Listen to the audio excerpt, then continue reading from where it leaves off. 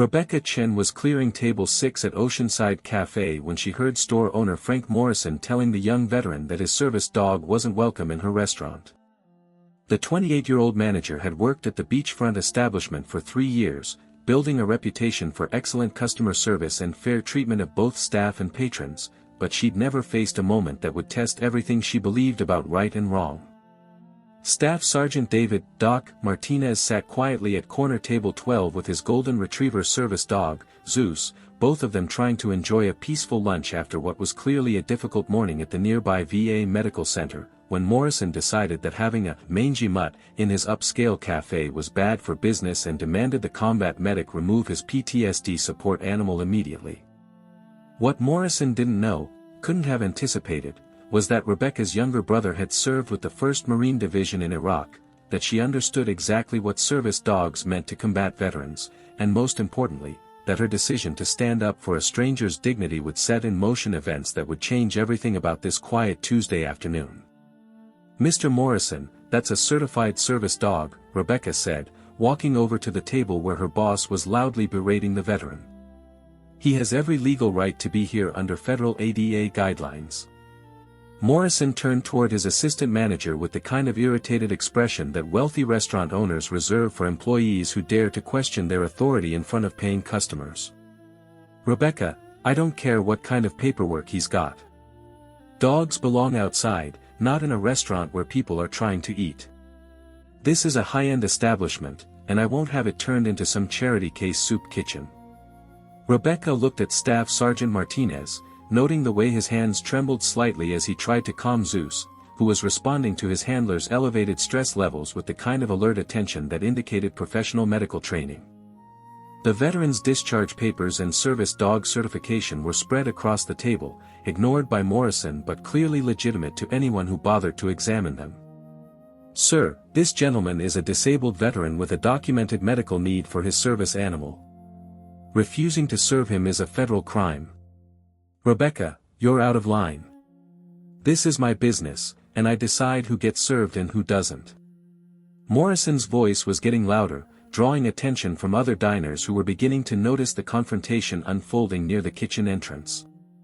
"Mr. Morrison, I've been managing this restaurant for 3 years. I know federal disability law, and I know what happens to businesses that discriminate against veterans. Are you threatening me?" Rebecca felt her heart racing as she realized that the next words out of her mouth would probably cost her the job she needed to pay for her nursing school tuition, but some lines couldn't be crossed without consequences. "No, sir.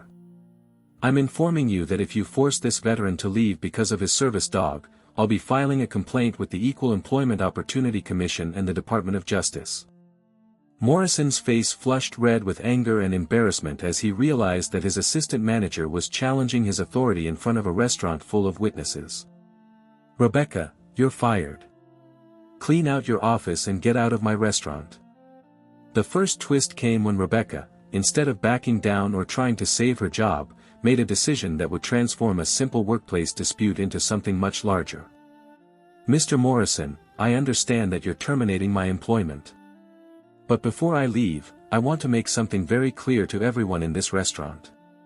She turned to address the dining room, her voice carrying clearly to every table.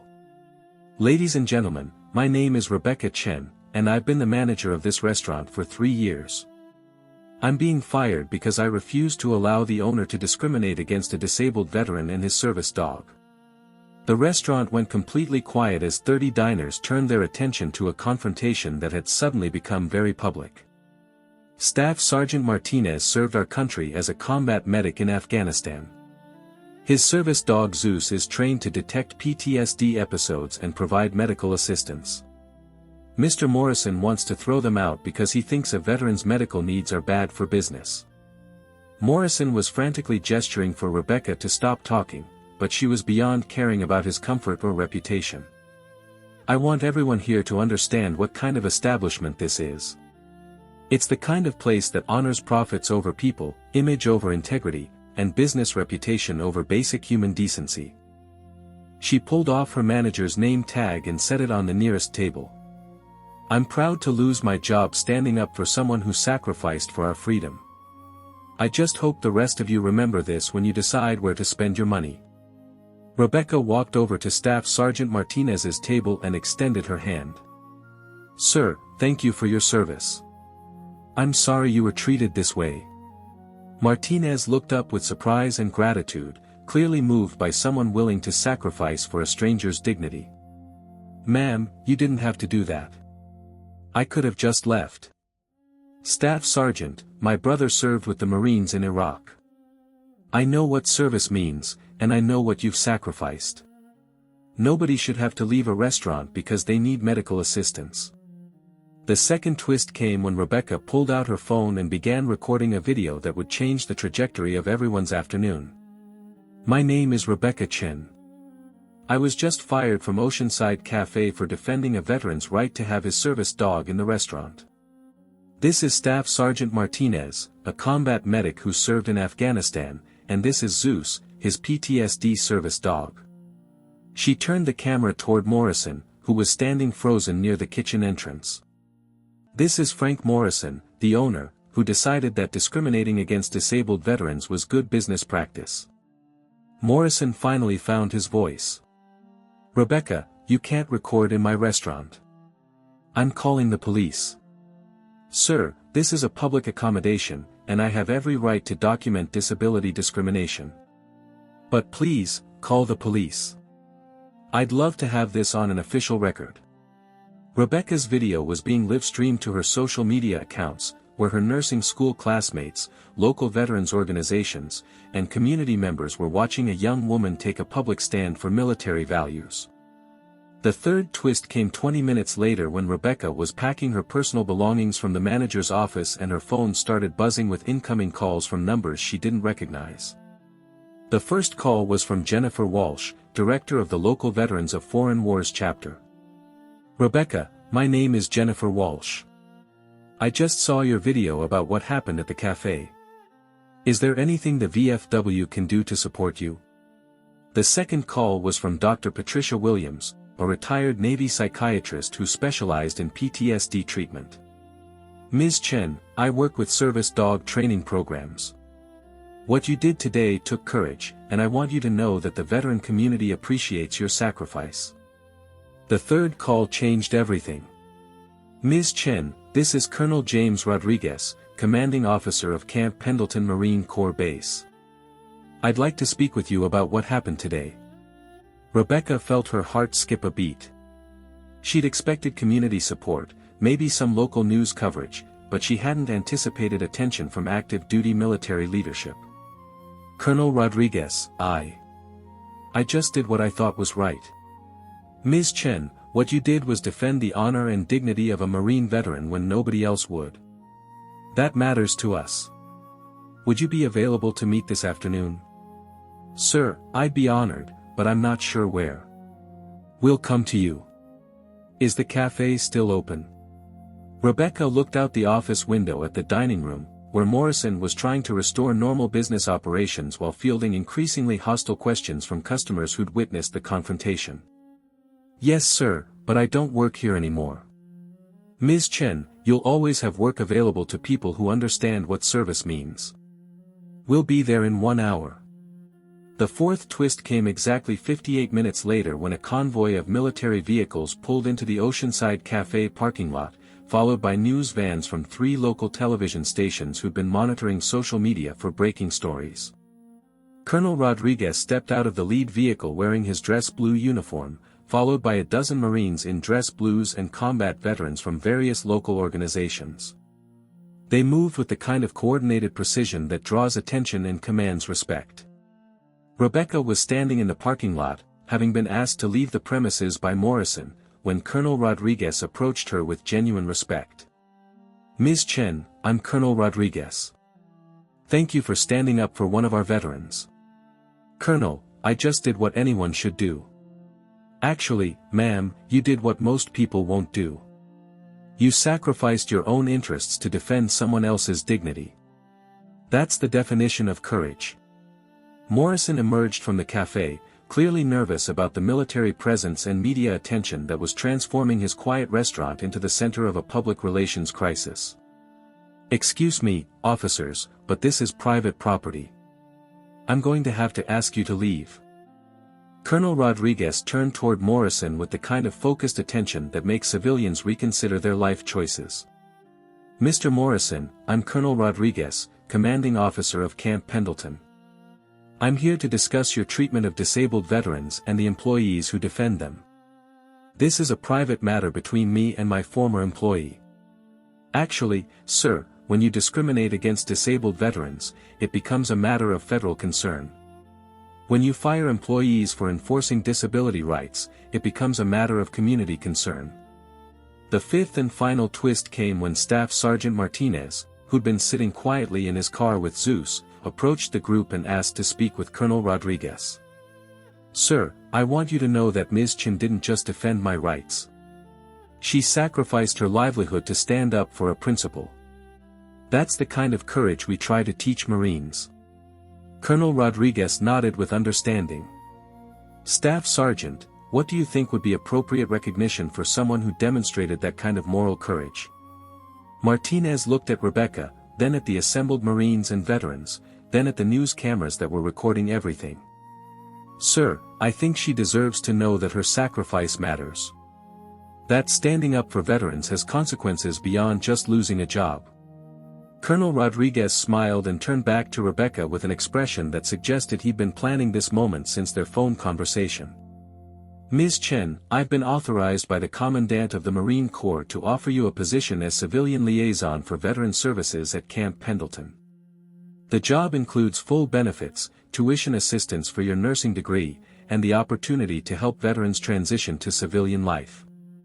Rebecca felt tears in her eyes as she realized that her moment of moral courage had opened doors she'd never imagined.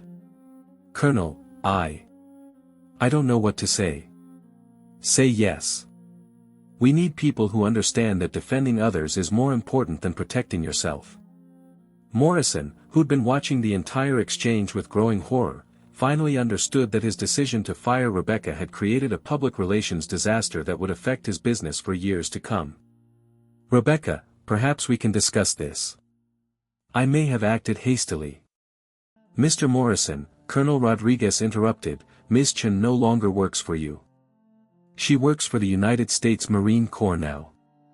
The news coverage that evening focused on a young woman who'd lost her job defending a veteran's rights and found a better career serving the military community. Rebecca's video went viral, earning hundreds of thousands of views and comments from veterans who shared their own stories of discrimination and civilian support. Morrison found himself facing federal investigations for disability discrimination and wrongful termination, along with a boycott organized by local veterans organizations that cost him 70% of his business within a month. Staff Sergeant Martinez became a regular visitor to Camp Pendleton, where he worked with Rebecca to develop programs that helped other veterans navigate the challenges of civilian life with service animals. And Rebecca Chin discovered that sometimes the most important career decisions are made not in job interviews or performance reviews, but in moments when you have to choose between personal security and doing what's right. 6 months later, she graduated from nursing school with honors, her tuition paid by the Marine Corps Educational Assistance Program. Her first assignment was establishing a service dog training program for combat veterans dealing with PTSD and traumatic brain injuries. The program was named the Oceanside Initiative, in honor of the café where a young woman had learned that standing up for others doesn't cost you opportunities, it creates them. The inscription on the program's memorial plaque read, "Dedicated to those who serve, those who support them, and those who understand that honor is not negotiable." Morrison eventually sold the café at a significant loss, unable to recover from the reputation damage caused by his treatment of a disabled veteran and the employee who defended him. But Rebecca Chen had found her calling in service to those who'd served, proving that courage is contagious and that sometimes losing everything leads to finding exactly where you belong. The Marine Corps had gained a civilian employee who understood that military values don't end with discharge papers, they extend to anyone willing to defend them when it matters most. 3 hours after Colonel Rodriguez's offer, Rebecca was sitting in her small apartment, trying to process how a single moment of moral courage had changed the entire trajectory of her life. Her phone hadn't stopped ringing since the video went viral, calls from news stations, veterans organizations, and strangers who wanted to thank her for standing up when it mattered. The most meaningful call came from her brother Michael, calling from his base in North Carolina where he was serving his second tour with the Marines. "Becca, I just saw the video. Mom sent it to me. I can't believe you did that. Michael, I couldn't just stand there and watch that man humiliate a veteran. Not after everything you and your friends have been through. Sis, you know what this means, right? You're going to be working for the Corps now. You're going to be part of something bigger than yourself." Rebecca felt tears in her eyes as she realized that her decision to defend a stranger had brought her closer to understanding her brother's world than she'd ever imagined possible. "Michael, I'm scared. What if I'm not good enough for this job?" "Becca, you just sacrificed your career to defend a Marine you didn't even know. You're already good enough. The Corps doesn't need perfect people, it needs people who do the right thing when it's hard."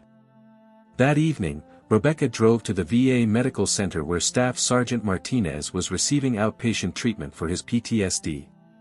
She found him in the parking lot, sitting in his car with Zeus, both of them looking exhausted from what had clearly been a difficult day of therapy sessions.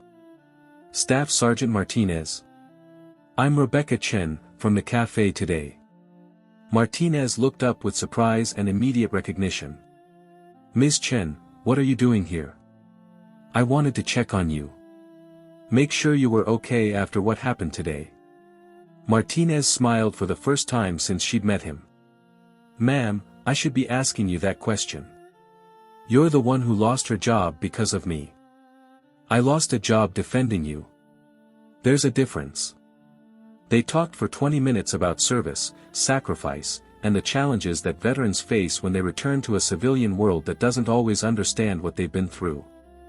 Martinez explained how Zeus had been trained to detect the early signs of panic attacks and provide grounding techniques that helped him navigate crowded spaces and stressful situations. "Ms. Chen, can I ask you something?" "Of course. Why did you do it? Why risk your job for someone you'd never met?" Rebecca thought about the question for a long moment, trying to articulate something she'd been feeling rather than thinking. "Staff Sergeant, my brother joined the Marines when I was still in high school. I watched him change from a kid who played video games and complained about homework into someone who was willing to die for strangers. When he deployed to Iraq, I realized that freedom isn't free, it's paid for by people like you and him." She gestured toward Zeus, who was lying calmly in the back seat. "When I saw Mr. Morrison treating you like you were trying to cheat the system, I realized that this was my chance to serve. Maybe I'll never wear a uniform or carry a rifle, but I could stand up for someone who did." Martinez was quiet for a moment, then reached into his glove compartment and pulled out a small object. "Ms. Chen, this is a challenge coin from my unit in Afghanistan. We gave these to people who exemplified Marine Corps values, even if they weren't Marines themselves." He handed her the coin, its metal surface worn smooth from handling. "You earned this today. Thank you for reminding me that there are still civilians who understand what service means." The next morning, Rebecca reported to Camp Pendleton for orientation, where she met Dr. Sarah Williams, the retired Navy psychiatrist who'd called to support her after seeing the video. "Rebecca, I've been working with the Marine Corps to develop better support systems for veterans transitioning to civilian life. Your background in restaurant management and your demonstrated commitment to veteran issues makes you perfect for this program." Dr. Williams explained that Rebecca would be working with veterans like Staff Sergeant Martinez to help them navigate civilian challenges, everything from employment discrimination to housing issues to the simple task of feeling comfortable in public spaces. "The hardest part of coming home isn't the physical wounds," Dr. Williams explained as they toured the Veteran Services facility. "It's the sense that the civilian world doesn't understand or appreciate what they've sacrificed. People like you, civilians who are willing to stand up for military values, are crucial to helping veterans feel connected to the communities they served." Rebecca's first week on the job included training sessions on PTSD, traumatic brain injury, and the legal rights of disabled veterans. She learned about the challenges that service dogs face in civilian environments and the federal laws that protect veterans from discrimination. More importantly, She met dozens of veterans who shared their stories of coming home to a world that seemed indifferent to their service and suspicious of their needs. Master Sergeant Rodriguez, a 20-year Marine veteran who'd lost his left leg to an IED in Afghanistan, told her about being questioned every time he used disabled parking spaces because his prosthetic wasn't visible. Navy Petty Officer Jackson, a female veteran who'd served on a destroyer, described being told by potential employers that her military experience wasn't relevant to civilian jobs. Army Staff Sergeant Thompson, who'd been a combat engineer in Iraq, explained how difficult it was to find housing when landlords discovered he had a service dog for PTSD. Each story reinforced Rebecca's understanding that her confrontation with Morrison wasn't an isolated incident, it was part of a larger pattern of civilian misunderstanding and military invisibility that affected thousands of veterans every day. 2 weeks into her new job, Rebecca organized the first Civilian Military Understanding Workshop at a local community center. The event brought together business owners, restaurant managers, retail workers, and other civilians who regularly interacted with veterans. Staff Sergeant Martinez was one of the featured speakers, sharing his experiences with Zeus and explaining how service dogs functioned in civilian environments. His presentation was powerful and educational, helping civilian attendees understand the difference between pets and medically necessary service animals. When people question Zeus's right to be somewhere, Martinez explained to the audience, they're not just questioning a dog's presence. They're questioning my right to participate in normal civilian activities. They're telling me that my disability makes me unwelcome in their community. The workshop was attended by over 100 people, including several restaurant owners who wanted to ensure their staff were properly trained on disability rights and veteran issues. Frank Morrison was notably absent, despite receiving a personal invitation. His cafe had closed permanently the week before, unable to survive the combination of federal investigations, veteran boycotts, and negative publicity that followed his treatment of Martinez and Rebecca. 3 months after the Oceanside Cafe incident, Rebecca was promoted to Senior Civilian Liaison for Veteran Services, with responsibility for expanding the program to other military installations throughout California. Her success had attracted attention from the Department of Veterans Affairs, which was developing new initiatives to improve civilian-military relations in communities with large veteran populations.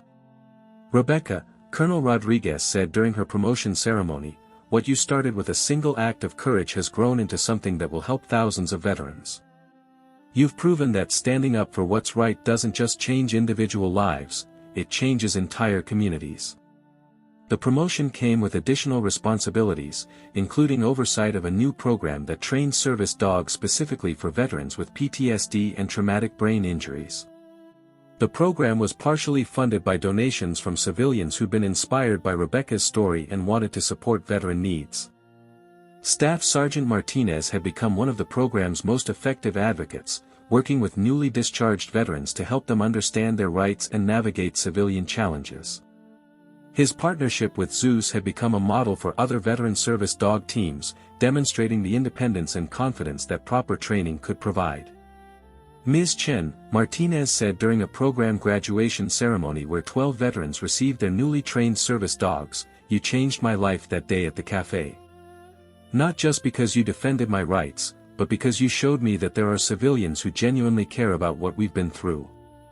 The ceremony was held at the same community center where Rebecca had organized her first civilian military workshop, but now the event attracted hundreds of attendees, including military families, veteran organizations, and civilian supporters who understood the importance of bridging the gap between military and civilian communities.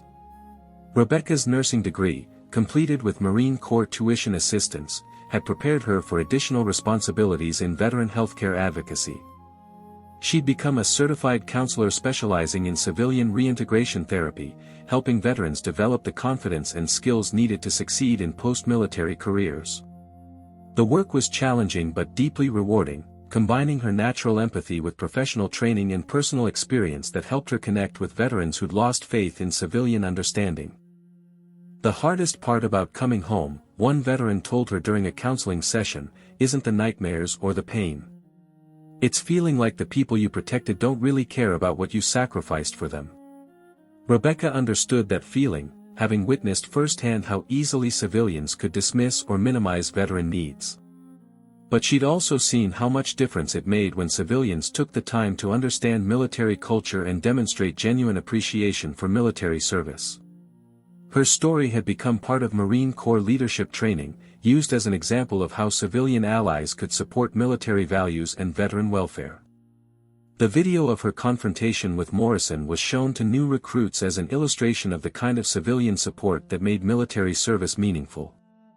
1 year after losing her job at Oceanside Café, Rebecca was featured on the cover of Veterans Affairs magazine as Civilian Advocate of the Year, recognition for her work in improving civilian-military relations and expanding support services for disabled veterans.